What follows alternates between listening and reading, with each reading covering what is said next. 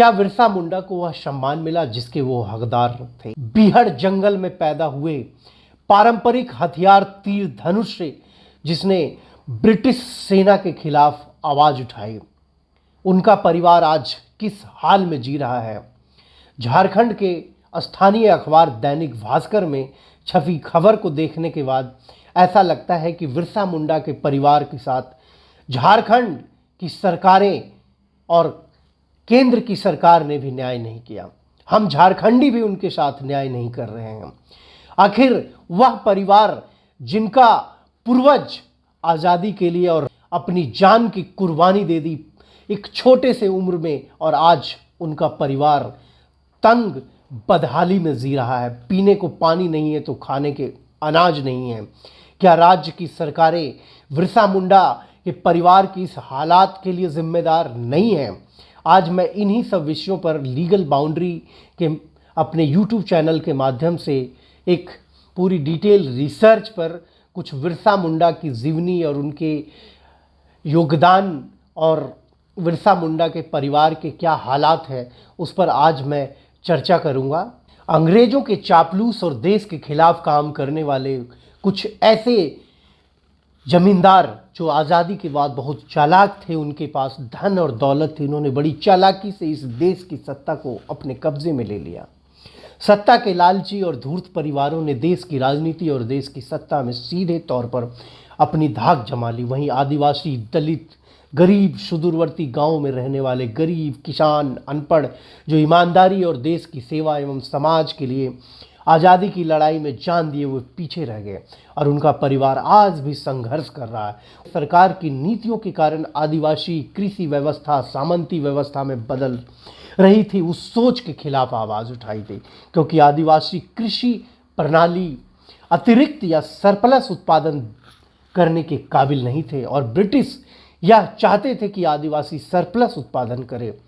सरकार ने गैर आदिवासियों को कृषि के लिए आमंत्रित करना शुरू कर दिया और आदिवासियों की जमीन छीनने लगी, जबकि गैर आदिवासी वर्ग लोगों का शोषण कर केवल अपनी संपत्ति बनाने में उत्सुक थे। उसी समय मुंडा जनजाति जो छोटा नागपुर क्षेत्र में आदिकाल से रह रहे थे और वहाँ के मूल निवासी थे, अंग्रेजी सरकार ने आदिवासियों पर अनेक प्रकार के टैक्स लागू कर दिए। यह देख वहाँ के स्थानीय आदिवासियों में आक्रोश आया, और इसी दौर में समाज में एक वर्ग पैदा हुआ, जमींदार, जो आज देश के सत्ता और सिस्टम पर चालाकी से काबिज हो गया है। और यह वर्ग था जो आदिवासियों और ब्रिटिश सरकार के बीच मध्यस्थता का काम करने में लगा रहता था और आदिवासियों और दूसरी तरफ उनका शोषण करता था। जैसे ही ब्रिटिश सरकार आदिवासी इलाकों में अपनी पकड़ बनाने लगी, शात और जमींदारों का प्रभाव बढ़ने लगा। न्याय नहीं मिलने के कारण आदिवासियों के पास एक ही रास्ता था, या तो वह संघर्ष को चुने या तो अपनी ज़मीन ब्रिटिश और जमींदारों को दे दें। इसके खिलाफ एक ताकतवर वर्ग को खड़ा होना था, और उस समय के आदिवासियों के पास ऐसी व्यवस्था नहीं थी कि वह ताकतवर बन सकते थे। और इसी समय बिरसा मुंडा जो अपनी ज़िंदगी संघर्ष और ईमानदारी से जी रहे थे, इस शोषण के खिलाफ नारा दिया कि महारानी राज तुंदू जाना ओरो अबुआ राज इते जाना, अर्थात ब्रिटिश महारानी का राज खत्म हो और हमारा राज स्थापित हो। और आदिवासियों का विश्वास जगाया कि दीकुओं के खिलाफ वो खुद अपनी लड़ाई लड़ने के लिए काबिल है और वह अपनी लड़ाई खुद लड़ेंगे। बिरसा ने लोगों को एकजुट करने के लिए चयनित एवं गुप्त स्थानों पर सभाएं की, प्रार्थनाओं को रचा और अंग्रेजी शासन के अंत के लिए अनुष्ठान कराए। यह नारा आग की तरह पूरे संथाल में फैला, और यह देख बिरसा के विद्रोह को रोकने के लिए ब्रिटिश सरकार ने उनकी गिरफ्तारी के लिए 500 रुपये का इनाम भी घोषित किया। बिरसा एक प्रभावशाली व्यक्तित्व के थे, हालांकि उनका अनुसरण छोटा था, वह बहुत संगठित था। साथ ही मुंडा समाज में उनका प्रभाव असाधारण था। स्थानीय अधिकारी बिरसा के अनुयायियों को दंडित करते थे और उन पर अत्याचार बढ़ने लगा था। इन कारणों से बिरसा के अनुयायियों ने अंग्रेजों और जमींदारों के खिलाफ हथियार उठाने का निश्चय किया। बिरसा एक दूरदर्शी थे जिनका इतिहास हमें ठीक से नहीं पढ़ाने के कारण बिरसा को देश के इतिहास में उतनी जगह नहीं दी गई, लेकिन आज़ादी और स्वायत्तता की कहानी के रूप में बिरसा को अनंत काल तक जाना जाएगा। ब्रिटिश सरकार के दौरान गैर आदिवासी आदिवासियों की ज़मीन हड़प रहे थे और आदिवासियों को खुद की ज़मीन पर बेगारी मजदूर बनने पर मजबूर होना पड़ रहा था और 1895 के दौरान अकाल की स्थिति में उन्होंने बकाया वन राशि को लेकर अपना पहला आंदोलन शुरू किया था।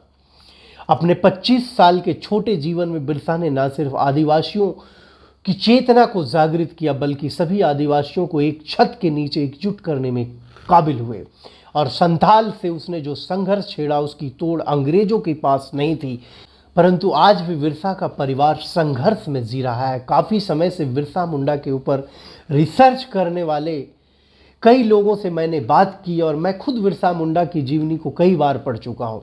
देश के बच्चों को प्रेरणा देने वाली है और उनके संघर्ष को अपने जीवन में देखकर प्रेरणा लेने वाली है। जिन लोगों से मैंने बात की सब ने यही कहा।